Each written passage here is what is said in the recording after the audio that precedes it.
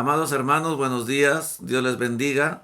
Nuevamente con ustedes para seguir considerando el tema acerca del amor. Todo este trimestre final del año lo hemos dedicado para hacer un análisis acerca del amor en la vida del creyente. Y la semana pasada, Daniel estuvo tratando acerca del amor como un camino aún más excelente. Y yo quisiera también este domingo resaltar algunos aspectos que yo los he tenido en mente y que no quiero quedarme con las ganas de tratarlo también.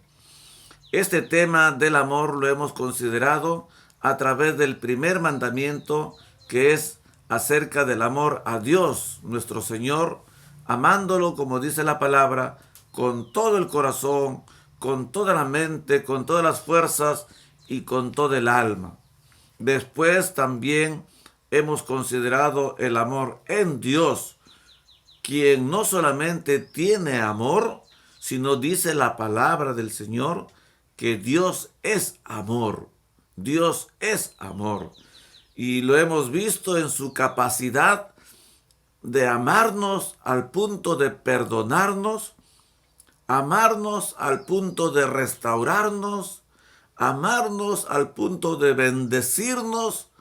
Y no solamente eso, sino también enseñándonos a amar y transformándonos, conquistándonos, enamorándonos, como dice su palabra, a través de ese gran corazón que Él tiene y ese gran amor que nuestro Dios siempre expresa para nosotros. E incluso dice la palabra que aun siendo pecadores, es decir, viviendo de la peor manera, Dios mostró su amor para con nosotros. Todo eso, amado hermano, no hace otra cosa que, como dice también la palabra del Señor, que nosotros no hemos amado primero a Dios, sino Él nos amó primero. Y por eso es que nosotros ahora lo amamos. Amamos de todo corazón a nuestro Dios. Pero en este tema no solamente hay un mandamiento para amar a Dios, sino también para amar al prójimo. Es el segundo mandamiento en importancia. Y luego el apóstol Pablo desarrolla un análisis profundo también acerca del amor en el capítulo 13 de Primera de Corintios, llamando justamente al amor el camino aún más excelente. El camino aún más excelente. Pero una pregunta que yo quisiera hacer esta mañana es, ¿por qué el amor es un camino aún más excelente? Creo que Daniel la semana pasada consideró algo de esto también.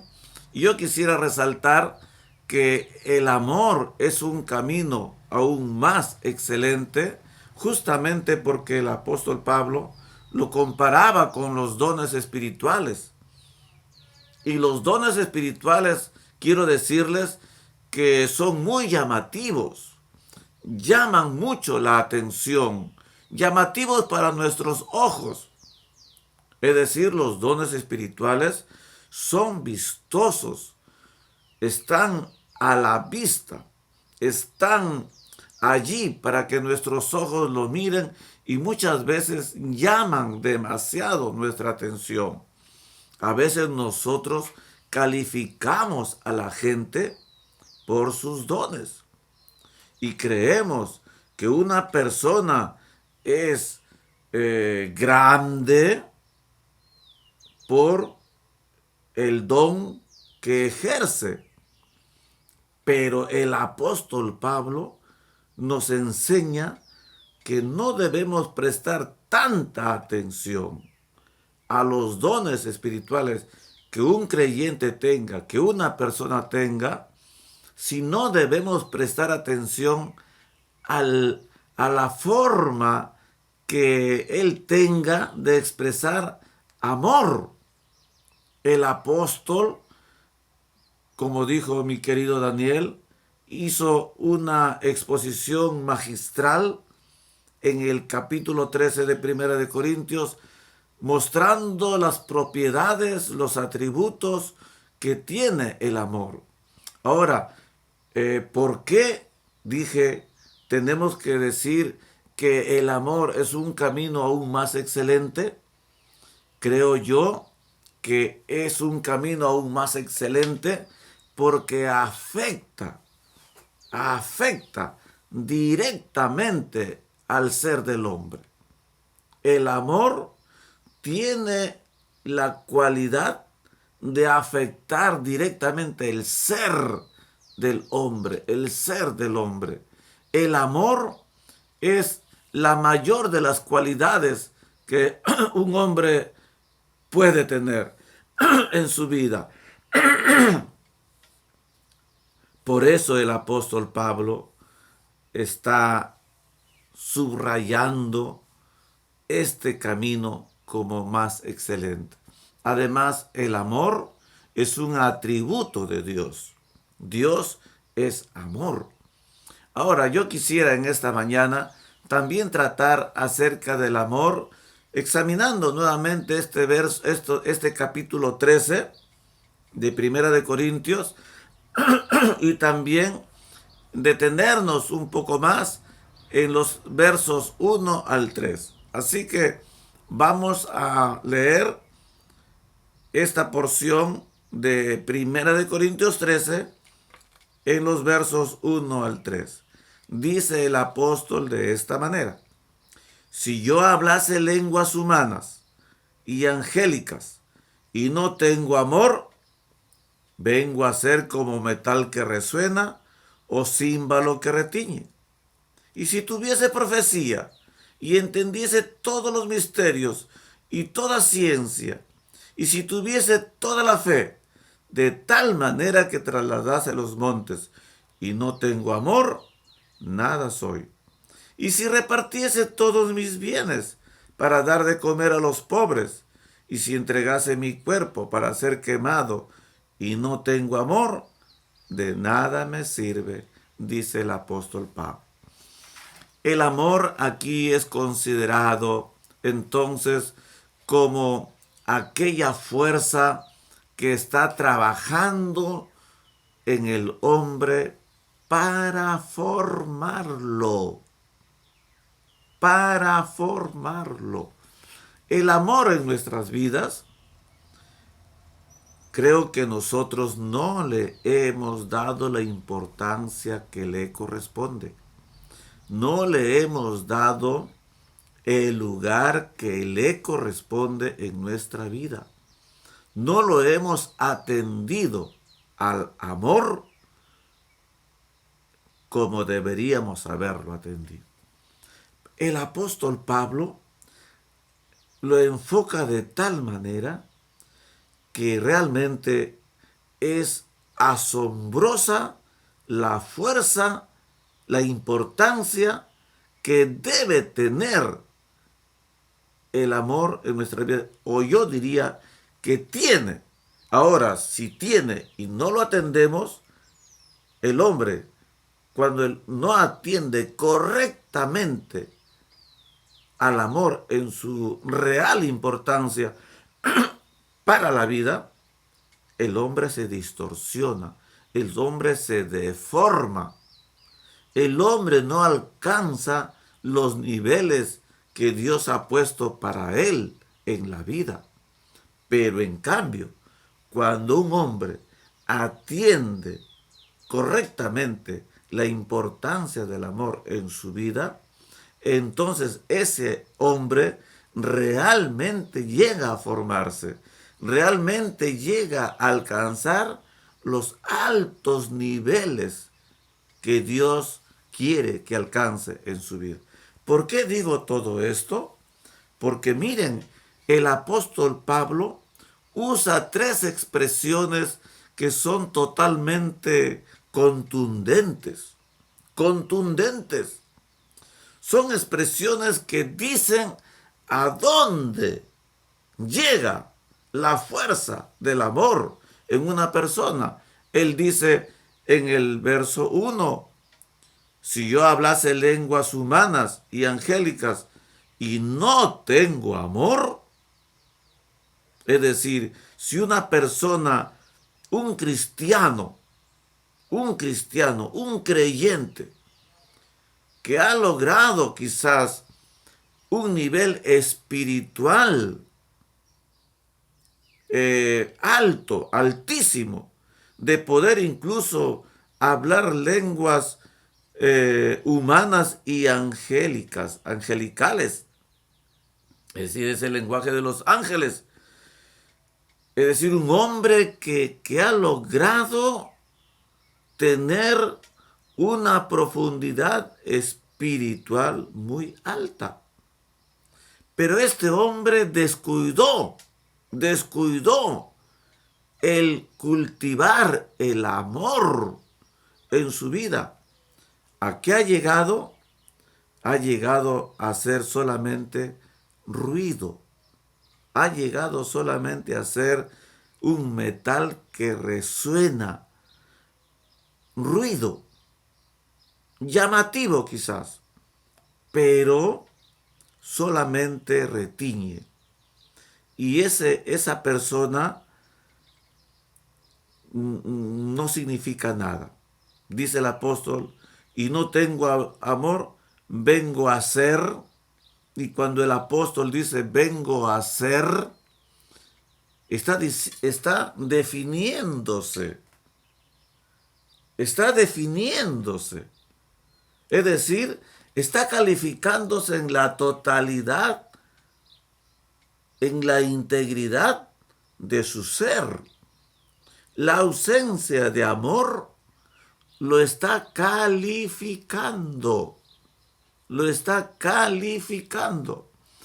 Después también dice en el verso 2, y si tuviese profecía y entendiese todos los misterios y toda ciencia, y si tuviese toda la fe, de tal manera que trasladase los montes, y no tengo amor, otra vez el amor lo califica. Nada soy. Por eso dije, hermanos, que los dones espirituales, y el apóstol Pablo en el capítulo 12 habló ampliamente de los dones. Y aquí él resalta tener don de profecía, es decir, saber explicar la palabra como lo hacen esos hombres a veces tan brillantes de cabeza, tan brillantes en sus formas de considerar la palabra, tienen mucha profecía, entienden los misterios de Dios, tienen mucha ciencia, y a veces podemos ver hombres de gran fe, capaces de trasladar los montes. Pero muchas veces esos hombres, cuando uno llega a ver sus vidas o enterarnos de cómo viven, nos damos cuenta que se divorciaron, nos damos cuenta que maltrataron a su pareja, nos damos cuenta de tantas cosas horribles en su vida, es decir, de la ausencia de un carácter, de lo cual vamos a hablar más adelante, o de la ausencia, yo diría, del amor o de la fuerza del amor en sus vidas, de tal manera que han llegado a ser nada. Su ser se define como nada, dice la palabra. El apóstol se pone en los zapatos de esos predicadores tan famosos, tan vistosos, de esos hombres tan elocuentes, de esos hombres tan asombrosos por sus mentes, por su ciencia, por la forma como explican los misterios de la Biblia, pero carentes de amor, entonces quedan definidos como nada, dice la palabra. El verso 3 dice así: y si repartiese todos mis bienes para dar de comer a los pobres, y si entregase mi cuerpo para ser quemado, y no tengo amor, de nada me sirve.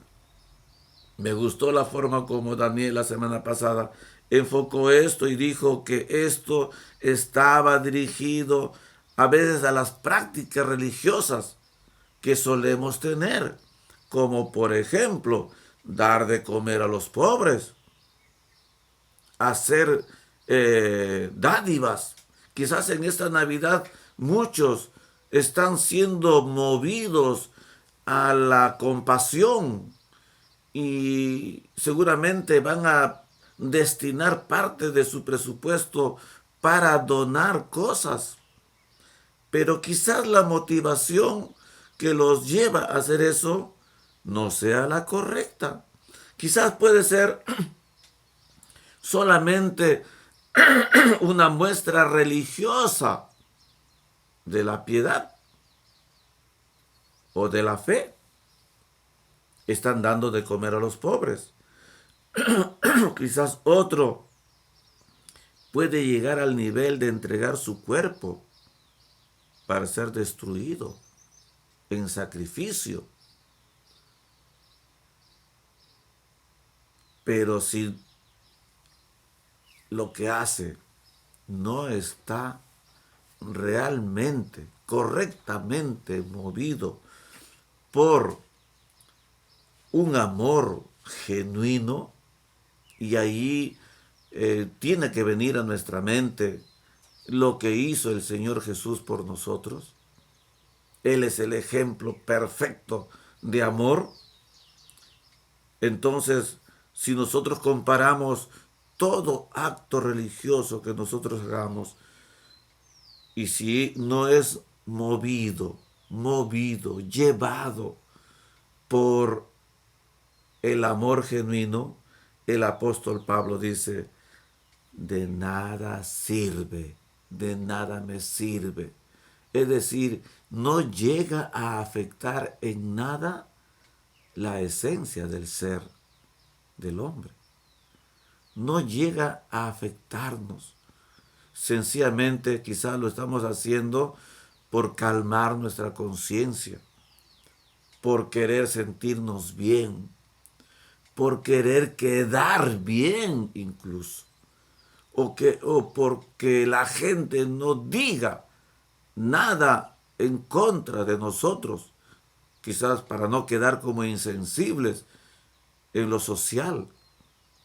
Si todo eso no está impulsado por el genuino amor, por las razones correctas, dice el apóstol, no sirve, no sirve, no sirve, de nada sirve. Es decir, no tiene ninguna repercusión en mi interior de tal manera que yo pueda hacer lo correcto. Por eso también decíamos, hermanos, que el amor tiene la virtud de formar al hombre. Tiene la virtud de formar el carácter del hombre. El hombre es su carácter, hermano. Y si el carácter no está formado, el hombre no está formado. Quisiera decir en segundo lugar que el amor también describe al hombre. El amor describe al hombre. El amor expresa lo que es el hombre. El apóstol sabe que, aunque estuviese lleno de los mejores dones y entendiera los más profundos misterios de la vida o del cielo, y pudiera explicar muchas cosas con ciencia, la carencia de amor en su vida lo deja totalmente vacío. Él dice así: nada soy. Es decir, el amor termina definiéndonos. El amor termina describiéndonos. El amor puede hacer de nosotros personas vacías de contenido o personas llenas, totalmente llenas de contenido, de valor, es decir, de esas cosas que realmente importan, que realmente forman, que realmente nutren, que te pueden hacer o nos pueden o nos deben hacer y nos hace realmente el amor. Hay pasajes en la palabra que ilustran esto. Por ejemplo, en el Evangelio de Mateo capítulo 9, Evangelio de Mateo capítulo 9, del verso 9 al 13, se narra el llamamiento de Mateo. Dice la palabra de Dios de esta manera. Pasando Jesús de allí, vio a un hombre llamado Mateo que estaba sentado al banco de los tributos públicos. Y le dijo, sígueme. Y se levantó y le siguió.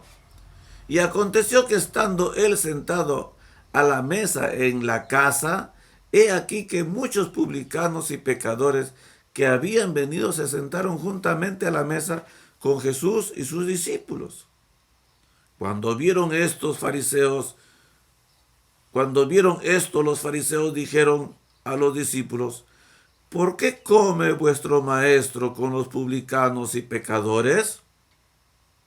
Al oír esto, Jesús les dijo, los sanos no tienen necesidad de médico, sino los enfermos. Id pues y aprended lo que significa misericordia quiero y no sacrificio, porque no he venido a llamar a justos, sino a pecadores al arrepentimiento. Este primer pasaje nos habla de algo grandioso. El Señor llama a Mateo, lo encuentra sentado allí en el banco de los tributos públicos y dice la palabra que lo llamó y le dijo, sígueme. Y Mateo se levantó y le siguió. Pero dice también la palabra que Mateo preparó inmediatamente quizás un almuerzo, una cena para el Señor, porque quiso presentar al Señor a sus amigos. Invitó a todos sus amigos y lógicamente sus amigos tenían que ser otros publicanos, otros cobradores de tributos públicos. La casa de Mateo se llenó. La casa de Mateo ese día era una fiesta. Y ahí estaba el Señor comiendo con muchos de esos publicanos calificados como los peores hombres, pecadores, dice la palabra, así los llamaba, los judíos los llamaban los pecadores, porque sabían gente que eran gente mala, explotadora, abusiva. Pero Mateo había tenido un encuentro con el Señor Jesús. Y Mateo llama a sus amigos para que comparta este tiempo tan hermoso. Y lo primero que pasó por la cabeza de esta gente cuando vio a Mateo con sus amigos almorzando con Jesús era, ¿por qué? ¿Por qué el Señor Jesús, que se suponía era el Mesías, un hombre santo, un hombre de Dios, estaba sentado comiendo con los publicanos y pecadores? Dice la palabra que el Señor inmediatamente dijo que los sanos no necesitan de médicos, sino los enfermos. Y el Señor les ordena inmediatamente y les dice, vayan y aprendan lo que significa misericordia quiero y no sacrificio. ¿Por qué este pasaje ilustra lo que venimos diciendo? Porque, hermano, nosotros o el hombre común o el común de los hombres no se deja llenar de amor. nos llenamos de prejuicios, nos llenamos de valores equivocados, nos llenamos de cualquier tontería, pero menos de amor. Y el Señor estaba realmente lleno de amor. Por eso que no le importaba sentarse a comer con publicanos y pecadores, con tal de traerlos a Dios, mostrarles el amor de Dios. El Señor sí estaba lleno de amor. Y por eso les dice, vayan, aprendan, aprendan. ¿Por qué la palabra de Dios dice, misericordia quiero? Misericordia quiero y no tanto sacrificio. ¿Saben por qué, hermano, el Señor pide misericordia? Dios dice, misericordia quiero, porque la misericordia es el aspecto compasivo del amor. Eso es la misericordia. La misericordia se muestra cuando un corazón está lleno de amor. Y la misericordia solamente es un aspecto del amor, que claro, va a salir si el corazón está lleno de amor. Pero si el corazón está vacío de amor, no va a salir misericordia. Va a salir esto que le salió a los amigos de Mateo. ¿Por qué estás comiendo con publicanos y pecadores? Esa gente no es digna, dirían ellos. Pero el Señor los aceptaba.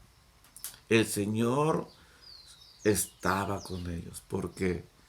Porque su corazón estaba lleno de amor. El amor describía y describe al Señor Jesús.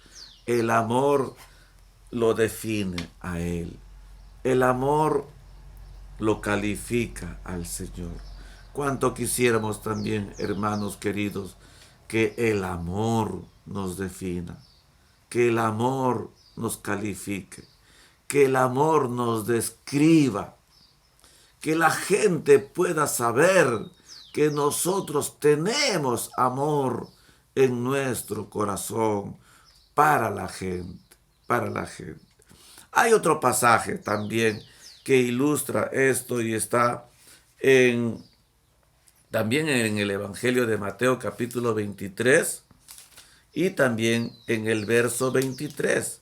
Mateo 23, 23 dice de esta manera: ¡ay de vosotros, escribas y fariseos hipócritas!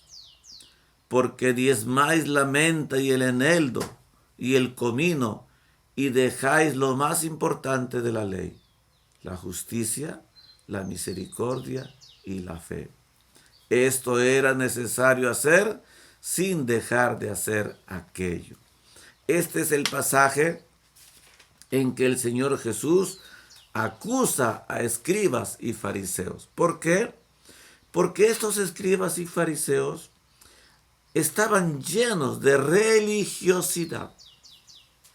Eran capaces de diezmar hasta de lo más mínimo.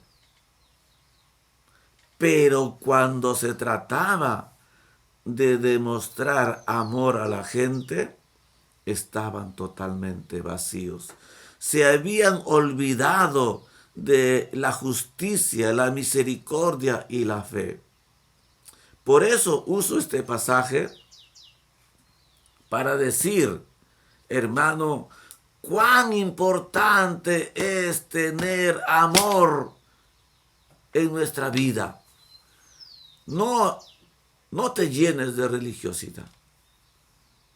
No seas tan religioso que incluso como los fariseos y los escribas estés diezmando hasta con centavos y trayendo tu diezmo hasta con el último centavo que le corresponde al Señor. Dice la palabra es necesario hacer esto, pero no dejes la justicia, la misericordia y la fe. No te olvides de hacerle caso a tu corazón cuando te quiera mover a misericordia. Que el amor te llene, que el amor te llene, hermano. Dejémonos llenar de amor, del amor de Dios. Que la misericordia como un aspecto del amor siempre se esté expresando en nosotros. Quiero examinar también, amados hermanos, un segundo aspecto del amor. Este pasaje hermoso de Primera de Corintios capítulo 13 es una delicia. Si lo leemos nosotros, guiados por el Espíritu de Dios, vamos a deleitarnos y vamos a vernos como en un espejo, examinando aquello que tenemos o quizás no tenemos, aquello que ya añadimos a nuestra vida o quizás aquello que nos falta añadir. El amor aquí, desde los versos 4 al 7, en 1 Corintios 13, repito, de los versos 4 al 7, no es otra cosa que un análisis del carácter del creyente, porque el amor, hemos dicho, es el forjador del carácter del hombre.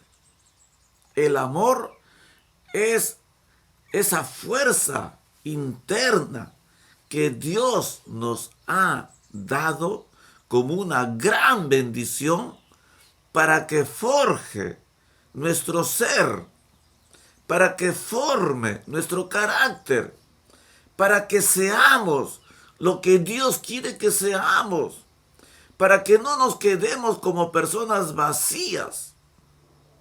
Hermanos, seguramente usted se habrá encontrado con mucha gente que cuando uno los escucha o cuando uno los contempla, los ve vacíos. Vacíos, ¿por qué? Porque el carácter no ha sido trabajado. Pero acá nosotros cuando vemos esto, vemos las propiedades del amor. Vemos su fuerza, vemos sus atributos, vemos aquellas cosas que si nosotros las trabajamos o las dejamos fluir en nosotros, sencillamente irán describiéndonos, definiéndonos, formando. Estas propiedades del amor mencionadas aquí sencillamente toman forma, amado hermano, en la vida del hombre, en la vida del creyente que se somete a la autoridad y al control absoluto del Espíritu Santo de Dios. ¿Por qué? Porque el Espíritu Santo de Dios, el Espíritu Santo, que es Dios,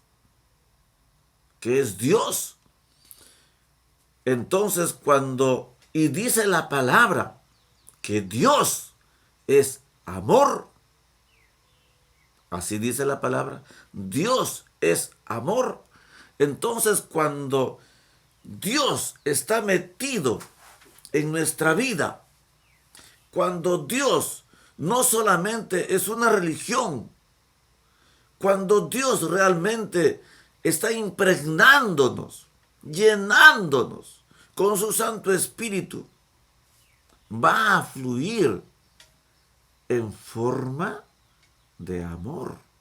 ¿Por qué? Porque Dios es amor. Es su atributo, es uno de sus hermosos atributos. Dios es amor. La Biblia lo define así a Dios. Y Dios quiere llenar nuestras vidas. Cuando Dios está llenando nuestras vidas, entonces de nosotros fluirá el amor. ¿Por qué digo, amados hermanos, que el amor debe formar nuestro carácter? ¿Por qué es importante esto? Porque Dios siempre va a trabajar primero en nosotros antes de usarnos. A veces nosotros queremos ser usados por el Señor inmediatamente. Queremos que ya Dios empiece a tomar nuestras vidas y ya queremos empezar a hacer cosas. Pero Dios no está tan interesado en que nosotros hagamos cosas. Dios está interesado en que nosotros primero nos formemos, seamos lo que Él quiere que seamos. Es decir, Dios primero nos va a formar y después nos va a usar. Siempre es ese es el orden. Dios primero nos va a formar y después nos va a usar. Dios primero forma al hombre. Dios trabaja en el hombre. A mí me gusta un pasaje que hay en la palabra, en el Evangelio de Juan, capítulo 1, en el verso 6, cuando habla el evangelista Juan de el otro Juan, el Bautista. Y dice él así: hubo un hombre enviado de Dios, el cual se llamaba Juan. Siempre he reparado en este texto.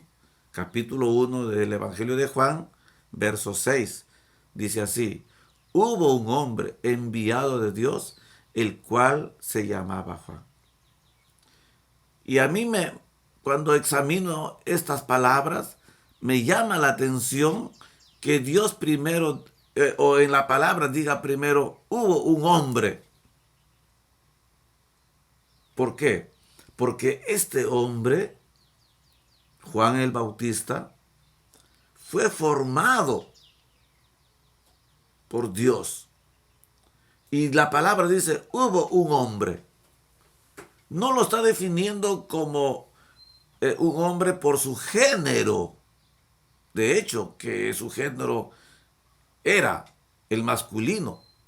Pero estoy seguro que aquí, cuando la palabra dice, hubo un hombre, estoy seguro que no está definiendo su género.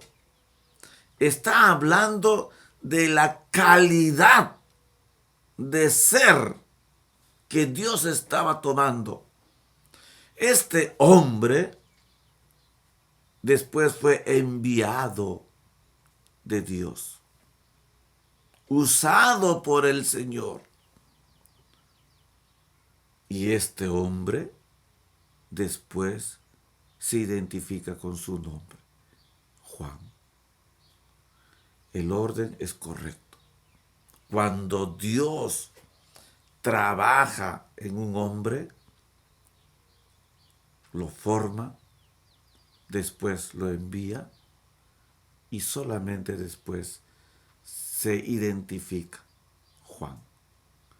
Yo quisiera esto para nosotros, que el amor termine formándonos, que haya un hombre, después un enviado de Dios y después que se conozca tu nombre. Qué hermoso es esto. También me llama la atención saber que nuestro Señor Jesucristo siempre se llamaba a sí mismo el Hijo del Hombre. El Hijo del Hombre. ¿Por qué el Señor decía que era el Hijo del Hombre? Porque la primera razón era porque Él era descendiente de nuestra raza. Sí, ok. Era descendiente de nuestra raza. Era de los nuestros, era nuestra raza. Pero también estoy seguro que Él era el Hijo del Hombre porque Él era el modelo perfecto del hombre.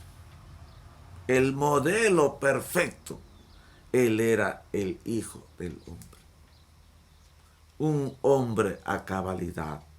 un hombre entero, un hombre, un hombre. Él era el Hijo del Hombre, nuestro amado Señor. Entonces, el amor forma, el amor describe al hombre, el amor trabaja en el carácter del hombre. Pero también el amor, en segundo lugar, nos debe llevar a la madurez. Dice el verso 11 y 12, dice así: cuando yo era niño, hablaba como niño, pensaba como niño, juzgaba como niño, mas cuando ya fui hombre, dejé lo que era de niño. Ahora vemos por espejo oscuramente, mas entonces veremos cara a cara. Ahora conozco en parte, pero entonces conoceré como fui conocido. El apóstol Pablo sencillamente está hablando que el cristiano tiene que comenzar el proceso de madurez en su vida. No podemos ser eternamente niños. Tenemos que llegar a la madurez. Tiene que haber una etapa quemada en nuestra vida, superada en nuestra vida. Los niños tienen una mente muy inmadura todavía, que los lleva a veces a confundir las cosas, a no saber definir las cosas. Pero gracias a Dios, ese niño va madurando, los años van pasando sobre él y ese niño empieza a madurar. Su razonamiento cambia, su forma de ver las cosas cambia, las nociones que él tiene de las cosas cambian. ¿Por qué? Porque llega a madurar. El apóstol Pablo pone aquí, en este capítulo, esta reflexión, porque él está pensando en qué efectos puede tener el amor en la vida de un creyente, llevándolo de la niñez espiritual a la adultez espiritual, de la inmadurez en que venimos a Cristo, llenos de defectos, llenos de mala crianza, llenos de tantas cosas horribles que salen cuando hablamos, salen cuando tratamos a la gente, salen cuando criamos a nuestros hijos o como tratamos a nuestra pareja. Sale esa inmadurez propia del hombre sin Cristo. Pero gloria al Señor, ahora estamos en Cristo y tenemos que pasar de niños a adultos. Tenemos que salir de la inmadurez a la madurez. Tenemos que dejar, como dice el apóstol, esa vida llena de defectos que teníamos cuando estábamos sin Cristo, y tenemos que vestirnos del nuevo hombre hecho a la imagen de Dios en la santidad, en la justicia y en la verdad. Por eso el apóstol dice que el amor está puesto en nosotros para llevarnos en ese camino más excelente hacia la madurez. Querido hermano, los dones espirituales difícilmente te van a llevar a la madurez. Pero el amor, con toda seguridad, es el camino perfecto, es el camino por excelencia para llevarnos a la madurez. Para que, como dice el apóstol, ya no pensemos ni juzguemos como niños, mas ahora lleguemos a ser hombres dejando lo que era de niño. Tenemos que ir hacia la madurez. Y para terminar, también el apóstol dice que debe ser nuestra prioridad, ¿verdad? Y él dice en el verso 13, y ahora permanece la fe, la esperanza y el amor, estos tres, pero el mayor de ellos es el amor. ¿Por qué el amor debe ser nuestra prioridad en la vida? El amor destaca en medio de la fe, de la esperanza, y dice la palabra porque es el mayor de ellos. ¿Por qué el amor es mayor que la fe y la esperanza? El mismo apóstol lo explica. Él dice, ¿por qué? Porque la fe un día acabará. Porque la fe es algo que estoy queriendo ver sin verlo, pero un día lo voy a ver. Y la esperanza, ¿qué cosa es? Es lo que me alienta a seguir adelante. Y una vez que llegue a la meta, ¿ya para qué va a servir la esperanza?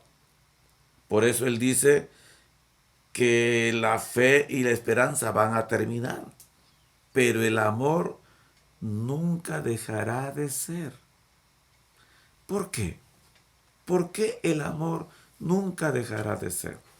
La única razón que se puede hallar es que el amor llegará a la eternidad con nosotros, pero convertido en carácter.